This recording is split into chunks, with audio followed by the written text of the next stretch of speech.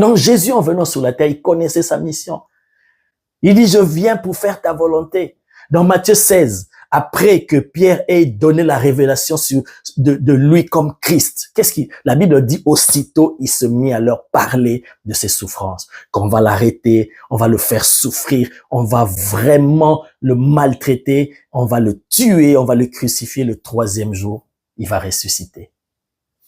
Pourquoi il le disait? Parce qu'il savait qu'il est venu pour ça, il en était conscient. Mais je répète encore une fois, tout ça c'était dans son esprit.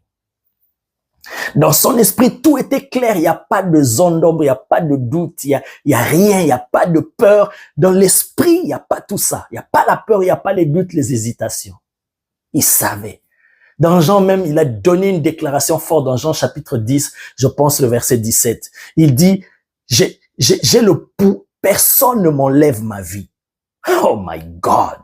Personne ne m'enlève ma vie. Je la donne de moi-même. J'ai le pouvoir de la donner et j'ai le pouvoir de la reprendre. Il dit, tel est l'ordre que j'ai reçu de mon Père. Donc, il savait qu'il était venu pour donner sa vie et il a donné sa vie. Personne ne l'a enlevé. Personne ne l'a tué. Il a livré sa vie. Donc, quand il venait sur cette terre lors de sa première venue, il savait qu'il venait souffrir et mourir.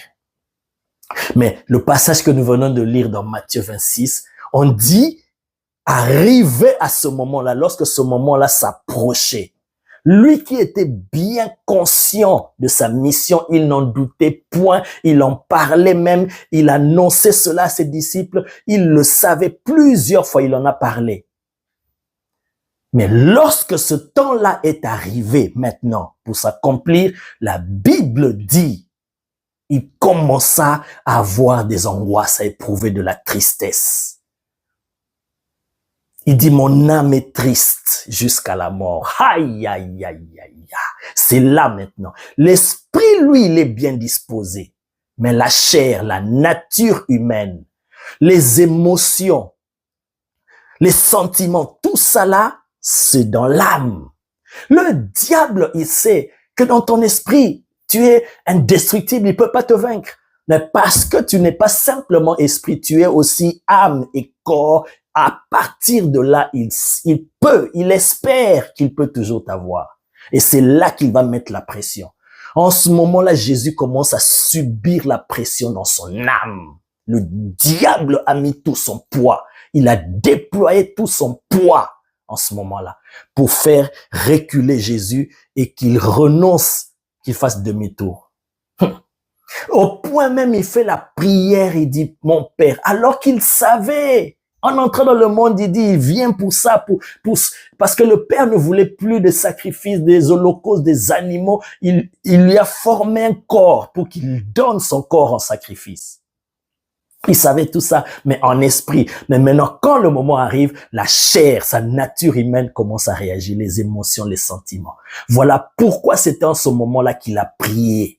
Il a même demandé qu'on le soutienne dans la prière par ses apôtres. Oh my God! Bien-aimé, l'esprit est bien disposé, mais la chair est faible. Ça, c'est la parole de Jésus, c'est pas la parole de Paul. Ce n'est pas la parole d'un apôtre. Ce n'est pas la parole de Pépé. Ce n'est pas la parole d'un prophète, d'un patriarche, d'un archevêque. Ce n'est pas la parole d'un homme, c'est la parole de Jésus. C'est des principes établis. Voilà pourquoi tu dois comprendre cette parole. Et le but pour lequel le Seigneur, l'Esprit a donné ce message, c'est pour réveiller ta vie de prière et prendre au sérieux. Sinon, si tu te résumes seulement à dire, en te vantant, à dire, je suis enfant de Dieu, je suis ceci, tu fais des déclarations, tout ça c'est bien beau, c'est dans l'esprit. Mais lorsque le diable mettra la pression sur toi, sur tes émotions, il va appuyer dessus, sur tes sentiments bien-aimés, tu risques de basculer. Regarde Jésus, conscient de sa mission, en ce moment-là, parce que l'âme était touchée, l'angoisse, la peur, la tristesse l'a envahi, directement, ce qui était clair dans son esprit commence à avoir des hésitations. Il veut que cela recule. Il dit à son père, s'il peut éloigner cela. Mais tu es venu pour ça, bien-aimé. C'est ce qui prouve vraiment, pour ceux qui doutent encore, que Jésus était réellement venu en chair. Parce qu'il y a des gens qui n'y croient pas. Mais or, le salut, c'est dans cela. Il faut savoir que Jésus est venu en chair. Oh my God. Et il était devenu un homme. Une des preuves, c'est ça.